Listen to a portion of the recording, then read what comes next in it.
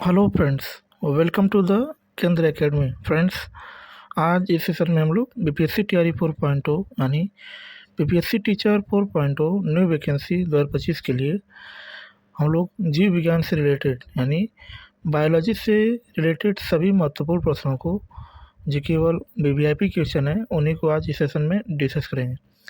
ये सारे प्रश्न आपके एग्ज़ाम के दृष्टिकोण से यानी आप बीपीएससी टीआरई 4.0 के दृष्टिकोण से काफ़ी इंपॉर्टेंट होंगे।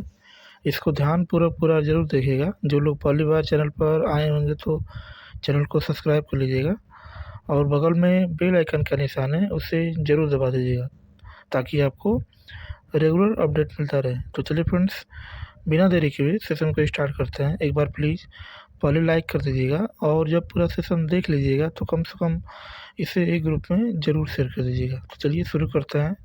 आज का हमारा पहला प्रश्न है, ठीक है। यदि कोई बीमारी नॉन ह्यूमन प्राणी से किसी मनुष्य में पहुंचती है तो इसे क्या कहते हैं? पशुजन्य बीमारी, संक्रामक बीमारी, जन्मजात बीमारी, उपयुक्त में से एक से अधिक और उपयुक्त में से कोई नहीं। इसका जो राइट ऑप्शन हो जाएगा फ्रेंड्स, ऑप्शन नंबर ए। इसका क्या है? राइट ऑप्शन है, यानी पशुजन्य बीमारी। कहने का मतलब कि जब भी कोई बीमारी जैसे नॉन ह्यूमन यानी मनुष्य नहीं है तो उससे उससे अगर मनुष्य में फैल रहा है तो उससे जो रोग आता है उसको हम लोग क्या बोलते हैं? तो पशुजन्य बीमारी के नाम से उसको जाना जाता है, ठीक है। इसका हम लोग डिस्कस दे सकते हैं फ्रेंड्स। यदि कोई बीमारी जो किसी नॉन ह्यूमन प्राणी से किसी मनुष्य में पहुंचती है तो उसे पशुजन्य बीमारी या जूनोटिक रोग कहा जाता है। जानवर कभी कभी हानिकारक रोगाणु जैसे वायरस, बैक्टीरिया, परजीवी और कवक इत्यादि के वाहक होते हैं जो जूनोटिक रोग का कारण बनते हैं, जिससे लोगों में गंभीर बीमारी का कारण बनता है, ठीक है। चलिए आगे। आगे हमारा प्रश्न है कि निम्नलिखित में से किस प्रकार के प्रदूषण से पीलिया रोग फैल जाता है? तो ऑप्शन ए वायु, ऑप्शन बी तापीय, ऑप्शन सी जल, ऑप्शन डी उपयुक्त में से एक से अधिक और ऑप्शन ई उपयुक्त में से कोई नहीं। इसका राइट ऑप्शन हो जाएगा फ्रेंड्स, ऑप्शन नंबर सी। इसका क्या है? राइट ऑप्शन है, यानी जल से जो है कौन सा रोग फैलता है? तो पीलिया फैलता है, ठीक है। इसको हम लोग देख सकते हैं फ्रेंड, इसका डिस्कस। पीलिया रोग दूषित जल के संपर्क के साथ साथ रक्त, मूत्र या जानवरों के अन्य ऊतकों के संपर्क में आने से यह गंभीर रोग लोगों में फैल जाता है। पीलिया तब होता है जब रक्त में अधिक बिलिरुबिन, जिसको पीले वर्णक की मात्रा बढ़ जाती है। इससे मानव शरीर का क्या होता है? लीवर प्रभावित होता है। नहीं, जब भी किसी भी व्यक्ति को पीलिया रोग हो गया है तो उसमें जो प्रभावित होने वाला अंग है उसका नाम क्या है? उसको क्या बोलते हैं? लीवर, यानी यकृत जो है प्रभावित होता है, ठीक है। आगे, हेपेटाइटिस ए किस प्रकार की बीमारी है?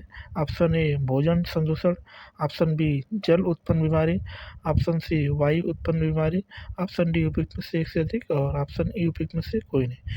इसका जो राइट ऑप्शन है फ्रेंड्स, ऑप्शन नंबर ई, डी इसका क्या है? राइट ऑप्शन है, ठीक है। चलिए इसको हम लोग देख सकते हैं फ्रेंड्स, इसका डिस्कस। हेपेटाइटिस ए यह वायरस HIV जिसको हम लोग बोलते हैं के कारण होने वाली यकृत की सूजन है। यह वायरस मुख्य रूप से तब फैलता है जब एक असंक्रमित और बिना टीकाकरण वाला व्यक्ति किसी संक्रमित व्यक्ति के मल से दूषित भोजन या पानी का सेवन करता है। यह रोग असुरक्षित पानी या भोजन, अपर्याप्त स्वच्छता और मौखिक गुदा सेक्स से निपटने से जुड़ा होता है। इस प्रकार यह इसका जो उत्तर हो जाएगा फ्रेंड्स, ऑप्शन नंबर डी इसका क्या है? राइट ऑप्शन है, ठीक है। चलिए आगे हमारा प्रश्न है कि निम्नलिखित में से कौन सा प्रदूषण जनित विकार है? Option A fluorosis, option B कुष्ठ रोग, ऑप्शन सी न्यूमोकोनियोसिस, उपयुक्त में से एक से अधिक और उपयुक्त में से कोई नहीं। इसका जो राइट ऑप्शन है फ्रेंड्स, ऑप्शन नंबर डी, यानी उपयुक्त में से एक से अधिक इसका क्या है? राइट ऑप्शन है। इसको हम लोग देख सकते हैं फ्रेंड्स। प्रदूषण जनित विकार में फ्लोरोसिस है जो फ्लोराइड के अधिक सेवन से होता है। यह जल में फ्लोराइड की अधिक मात्रा होने के कारण होता है।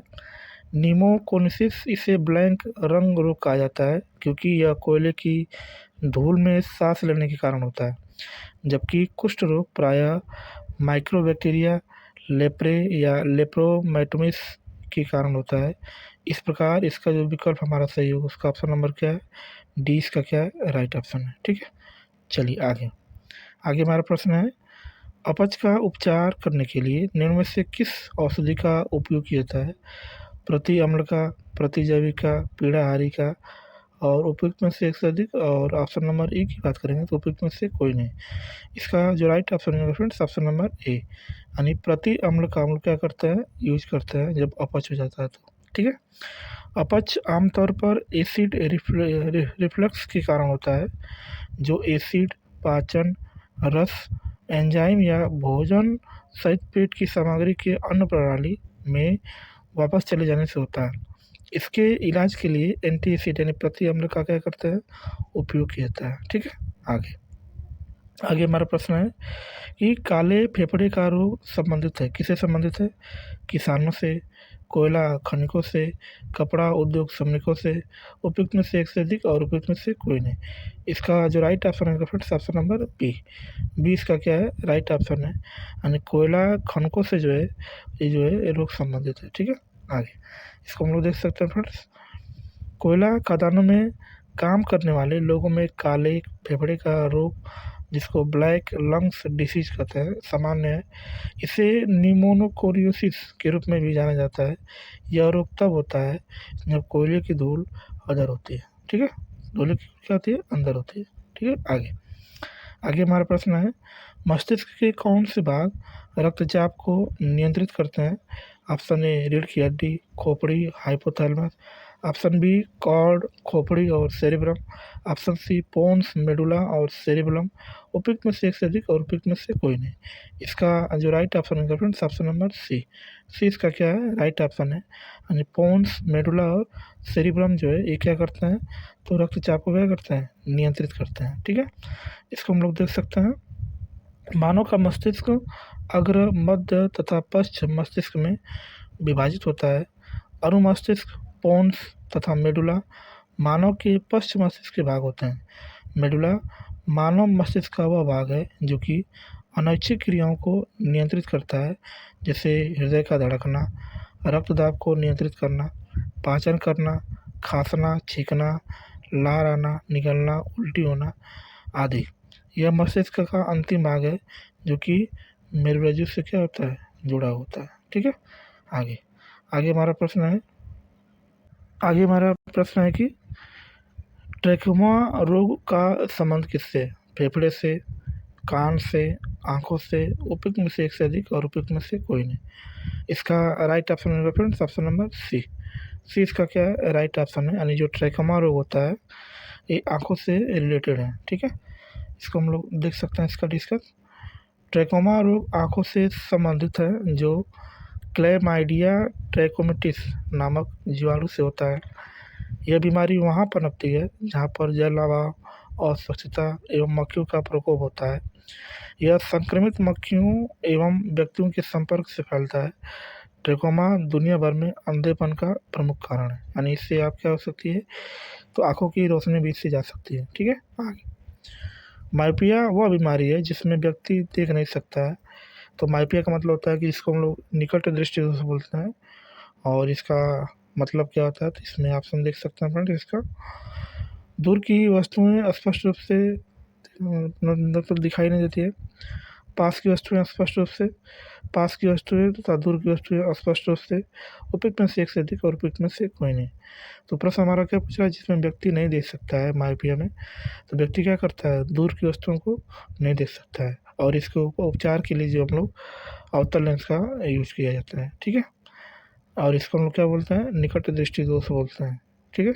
देख सकते हैं। माइपिया वह बीमारी है जिसमें व्यक्ति दूर की वस्तु को स्पष्ट रूप से नहीं देख पाता है।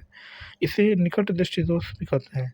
इस बीमारी में वस्तु का प्रतिबिंब रेटिना पर न बनकर उसके आगे बढ़ने लगता है। माइपिया के निवारण के हेतु उपयुक्त फोकस दूरी के अवतल लेंस का प्रयोग किया जाता है। स्पष्ट दृष्टि की न्यूनतम दूरी कितनी होती है, तो 25 सेंटीमीटर होती है। ठीक है।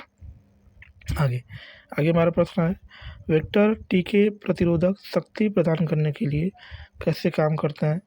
किसी कमजोर या निष्क्रिय वायरस को शरीर में प्रवेश कराकर शरीर में रोगजनकों पर सीधे हमला कर और उन्हें नष्ट कर, वायरस को किसी भिन्न वायरस से संशोधित संस्करण में रखकर, और ऑप्शन नंबर जो डी है क्या है, तो सीधे कोशिकाओं में प्रवेश कराकर और उन्हें स्पाइक प्रोटीन में सक्षम बनाता है। तो इसका जो राइट ऑप्शन होगा फ्रेंड्स ऑप्शन नंबर सी इसका क्या है राइट ऑप्शन है, यानी वायरस को किसी भिन्न वायरस के संशोधित संस्करण में रखकर। ठीक है, आगे इसका हम लोग देख सकते हैं इसका डिस्कस। वेक्टर टीके को प्रतिरोधक शक्ति प्रदान करने के लिए वायरस को किसी भिन्न वायरस के संशोधित संस्करण में रखा जाता है, जिससे वे शरीर में बीमारियों के विरुद्ध प्रतिरोधक क्षमता का निर्माण कर सके। एक वायरल वेक्टर वैक्सीन शरीर को जानकारी देने के लिए एक अलग वायरस के हानि रहित संस्करण का उपयोग करता है, जिसे वेक्टर कहते हैं, जो बीमारियों को रक्षा करने में क्या करता है, मदद करता है। ठीक है, आगे हमारा प्रश्न है कि कोविड टीकाएं प्रतिरक्षी प्रतिक्रिया को कैसे उत्तेजित करते हैं। ऑप्शन ए, जीवित क्षण SARS-CoV-2 वायरस प्रवेश करा के, एक वास्तविक कोरोना वायरस प्रवेश करा के, SARS-CoV-2 वायरस से एक हानिरहित टुकड़ा का प्रवेश करा के, SARS-CoV-2 वायरस के खिलाफ एंटीबॉडी प्रवेश करा के।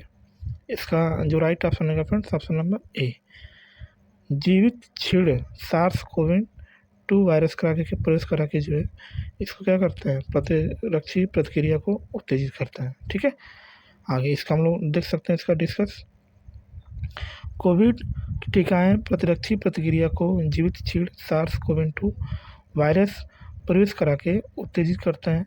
कोविड-19 टीके हमारे शरीर को कोविड वायरस के प्रति प्रतिरोधक क्षमता विकसित करने में मदद करते हैं।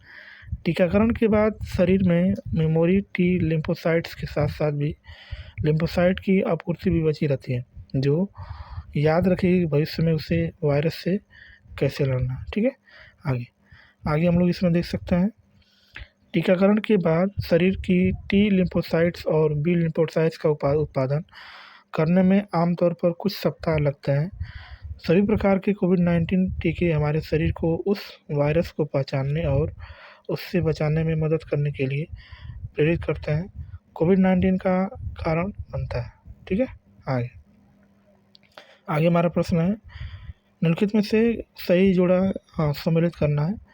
एनोरेक्सिया का मतलब होता है नींद संबंधी विकार, इंसोम्निया का मतलब होता है खाने का विकार, डिस्पनिया का मतलब होता है सांस की तकलीफ, एनोसिमिया का मतलब होता है गंध की आंशिक या पूर्ण हानि। नीचे दिए गए कोड का प्रयोग करके सही चुनना है, कौन इसमें ऑप्शन सही है। ठीक है, ऑप्शन ए केवल 1 और 2, ऑप्शन बी केवल 2 और 3, ऑप्शन सी केवल 2 और 3 और 4 और उपयुक्त सी। इसका जो राइट ऑप्शन होगा फ्रेंड्स ऑप्शन नंबर सी, केवल 3 और 4 जो है ऑप्शन इसका सही है। ठीक है, एनोरेक्सिया का मतलब होता है खाने का विकार, इनोसोमिया का मतलब होता है नींद का संबंधी विकार, डिस्पनिया का मतलब होता है सांस की तकलीफ, एनोसिमिया का मतलब होता है गंध की आंशिक या पूर्ण हानि, इसका मतलब होता है। ठीक है, आगे हमारा प्रश्न है, इटाई रोग किसके कारण होता है। पारा, लोहा, कैडमियम, उपयुक्त में से एक से अधिक और उपयुक्त में से कोई नहीं। इसका जो राइट ऑप्शन होगा friends option number C, cadmium के कारण जो होता है इटाई नामक रोग होता है। ठीक है, इसका हम लोग डिस्कस देख सकते हैं। इटाई रोग कैडमियम के संपर्क में आने के कारण होता है, जो औद्योगिकरण से संबंधित मानव गतिविधियों के परिणाम स्वरूप उत्पन्न होता है। इटाई रोग को अस्थि की गंभीर दर्द के साथ ऑस्टियोमेलेसिया की विशेषता द्वारा पहचाना जाता है। कैडमियम एक जहरीली धातु है जो वृक्क पर और साथ ही श्वसन तंत्र पर विषाक्त प्रभाव डालता है। ठीक है, आगे हमारा प्रश्न है, चलिए आगे देखते हैं। निम्न में से किस प्रकार की दवाई उत्पादन में इथाइल एल्कोहल का उपयोग किया जा सकता है। ऑप्शन ए एंटीपायरेटिक, एंटीसेप्टिक, एंटी एलर्जिक, उपयुक्त में से एक से अधिक और ऑप्शन में उपयुक्त में से कोई नहीं। इसका राइट ऑप्शन होगा फ्रेंड्स ऑप्शन नंबर डी, उपयुक्त में से एक से अधिक इसका क्या है राइट ऑप्शन है। ठीक है, इसको हम लोग देख सकते हैं इसका डिस्कस।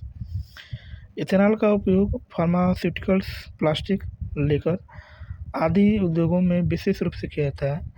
इथाइल एल्कोहल इथेनॉल का उपयोग एंटीसेप्टिक दवाओं के निर्माण में भी किया जाता है। ठीक है, आगे हमारा प्रश्न है, वह प्रक्रिया जिसमें प्रकाश संश्लेषण के दौरान वायुमंडलीय कार्बन डाइऑक्साइड को कार्बोहाइड्रेट में परिवर्तित किया जाता है, उसे क्या बोलता है। ऑप्शन ए ऑक्सीकरण, ऑप्शन बी अपचयन, ऑप्शन सी जलीय विश्लेषण, उपयुक्त में से एक से अधिक, उपयुक्त में से कोई नहीं। इसका राइट ऑप्शन हो जाएगा फ्रेंड्स ऑप्शन नंबर बी, अपचयन जो है इसका राइट ऑप्शन है। ठीक है, आगे प्रकाश संश्लेषण की क्रिया अपचयन और उपचयन की अभिक्रिया है। इस दौरान वायुमंडलीय कार्बन डाइऑक्साइड को कार्बोहाइड्रेट में परिवर्तित किया जाता है, वहीं जल का अपचयन ऑक्सीजन बनाने में किया जाता है। प्रकाश संश्लेषण के लिए आवश्यक तत्व क्लोरोफिल, सूर्य का प्रकाश, कार्बन डाइऑक्साइड एवं क्या है, पानी है।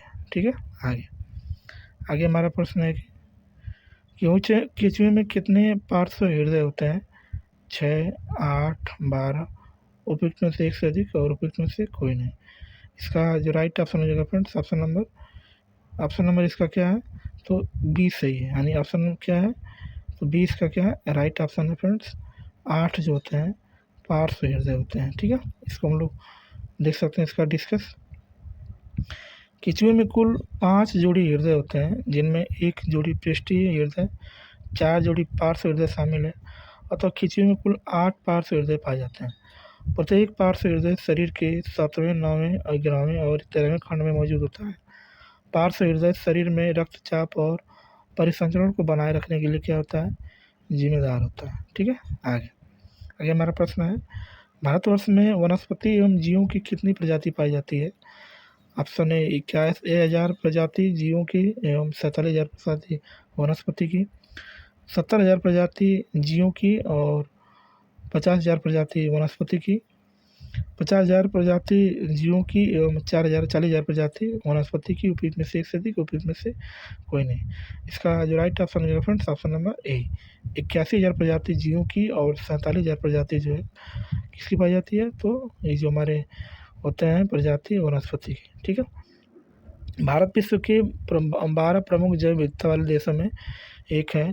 साथ ही भारत में लगभग 90,000 प्रजाति जीवों की एवं 47,000 प्रजाति वनस्पति की है। आयोग ने निकटतम विकल्प ए को क्या माना है, इसका उत्तर सही माना है। ठीक है, आगे आगे हमारा प्रश्न है, मेडिकल केमिस्ट्री में दवाओं का वर्गीकरण किस आधार पर सबसे अधिक उपयोगी है? औषधीय, आणविक लक्ष्य, रासायनिक संरचना, उपयुक्त में से एक से अधिक। इसका राइट ऑप्शन है friends option number B, B इसका क्या है, राइट ऑप्शन है, यानी आणविक लक्ष्य जो है इसका राइट ऑप्शन है। ठीक है, इसका हम लोग डिस्कस भी देख सकते हैं फ्रेंड्स। मेडिकल केमिस्ट्री में दवाओं का वर्गीकरण आणविक लक्ष्य आधार पर सबसे अधिक उपयोगी होता है। जब कोई औषधि रसायन के रूप में सक्रिय होती है तो शरीर के अंदर अणुओं को लक्षित करते हुए एक जैविक प्रतिक्रिया उत्पन्न करती है। इनमें से अधिकतर जैविक प्रतिक्रिया तंत्रिका तंत्र को बाधित करती है। ठीक है, चलिए फ्रेंड्स आज के लिए इतना ही। तो फ्रेंड्स हमने जो है बीपीएससी टीआरई में जितने जो है जीव विज्ञान, रसायन विज्ञान, भौतिक विज्ञान से जितने भी प्रश्न पूछे गए हैं उन सब प्रश्नों को हमने पूरा लिस्ट बना के सबको डाल दिया। यदि आपने पूरी वीडियो को नहीं देखा तो प्लीज़ चैनल पर जा कर के पूरी वीडियो को आप देख सकते हैं। ठीक है, तो अब हम लोग जो है कुछ नए प्रश्नों को देखेंगे, जैसे हिस्ट्री को जो देखेंगे। ठीक है, तो ऐसे ही शानदार प्रश्नों के साथ मिलते हैं नेक्स्ट क्लास में। तब तक के लिए बाय और जय हिंद फ्रेंड्स।